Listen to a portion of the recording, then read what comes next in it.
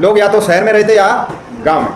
और जो सबसे पहली शहरी सभ्यता जिसकी जानकारी हुई, जहां पर लोग सुनियोजित नगर बनाकर रहते थे, निर्माण करते थे, वो थी हड़प्पा सभ्यता। कौन सी सभ्यता?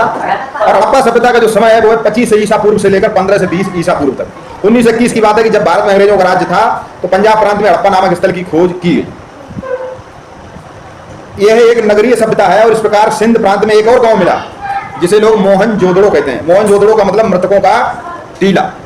हड़प्पा स्थल से सभ्यता के अवशेष सबसे पहले मिले थे, इसीलिए इसे हड़प्पा सभ्यता कहते हैं। देखिए, खुदाई हुई तो बहुत से शहर में, बहुत सी जगह ऐसे अवशेष मिले जिससे पता चलता था कि लोग शहरों में रहते थे, लेकिन सबसे पहले हड़प्पा में मिले, इसलिए उसको हड़प्पा की सभ्यता कहते हैं। कभी कभी किसी फसल, किसी सब्जी या किसी चीज का, नई चीज का जो व्यक्ति खोज करता है उसका नाम रख देते हैं।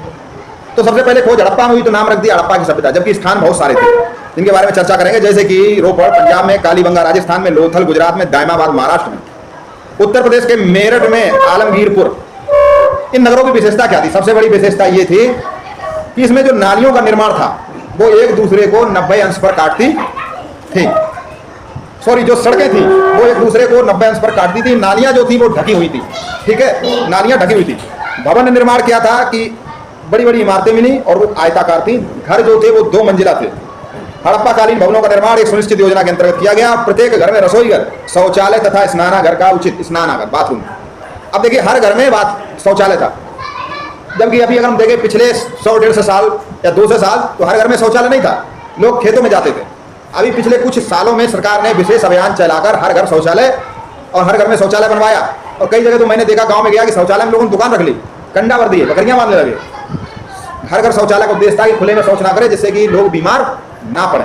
जबकि हड़प्पा संस्कृति में उस समय हर घर में शौचालय मिलता था, हर घर में शौचालय था। इसका अर्थ क्या है? यहाँ से 2500 वर्ष पूर्व भी हम स्वच्छता के प्रति कितने जागरूक थे। साथ ही हड़प्पा सभ्यता के नगरों की खुदाई में पक्के घरों के अलावा बड़े बड़े गोदाम मिले।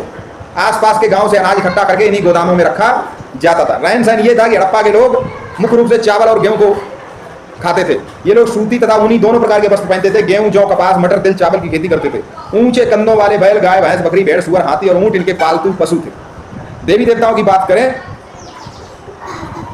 तो मुख्य रूप से ये मात्र देवी की पूजा करते थे। साथ ही शिव की पूजा, यानी कि महादेव भोले की, शंकर जी की पूजा भी ये लोग करते थे, इसीलिए इनको आदि देवता भी कहा जाता है। कांसा, तांबा और टिन से मिलकर इन्होंने एक नई धातु बनाई थी जिसका नाम था, क्या था? कांसा। कांसा, कांसे की बनी हुई कुल्हाड़ी, दर्पण, आरी, कंघियां, अस्त्रा प्राप्त हुए, ठीक है, मजबूत हो जाता कांसा, तांबा और टिन से मिलाकर, जैसे कि स्टील, लोहा, निकल, क्रोमियम। साथ ही आश्चर्य की बात है कि धातु की चीजें बनाने के साथ साथ लोग पत्थर के भी औजार बनाया करते थे, जबकि पत्थरों के औजार हम लोग आदि काल में बनाते थे जब पाषाण युग था। आप देख सकते हैं कि हड़प्पा सभ्यता के लोग एक वस्तु के बदले दूसरे वस्तुओं को ले देकर व्यापार करते थे और इसके लिए वे रुपया या सिक्के का प्रयोग नहीं करते। सबसे बड़ी बात कि शहरी सभ्यता होने के बाद भी लोग सिक्के का या रुपए का प्रयोग नहीं करते थे, वस्तु विनिमय की व्यवस्था थी। हड़प्पा के नगरों में पत्थर, हाथी दांत, धातु, मिट्टी की बनी हुई वस्तुएं मिलती हैं।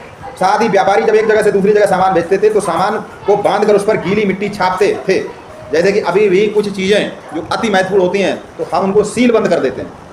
चपड़ा होता है, उसको गर्म करते हैं और उसके ऊपर एक मोहर लगा देते हैं और वो वहाँ तक जाता है। ये इस चीज़ का सबूत होता है कि इस चीज़ को रास्ते में खोला नहीं गया। अगर खोलोगे तो वो टूट जाएगा, फिर वो मोहर नहीं लगेगी। चुनाव में ऐसा होता है। तो चलिए आगे हम कल इसका बचा हुआ पाठ पढ़ेंगे, ठीक है।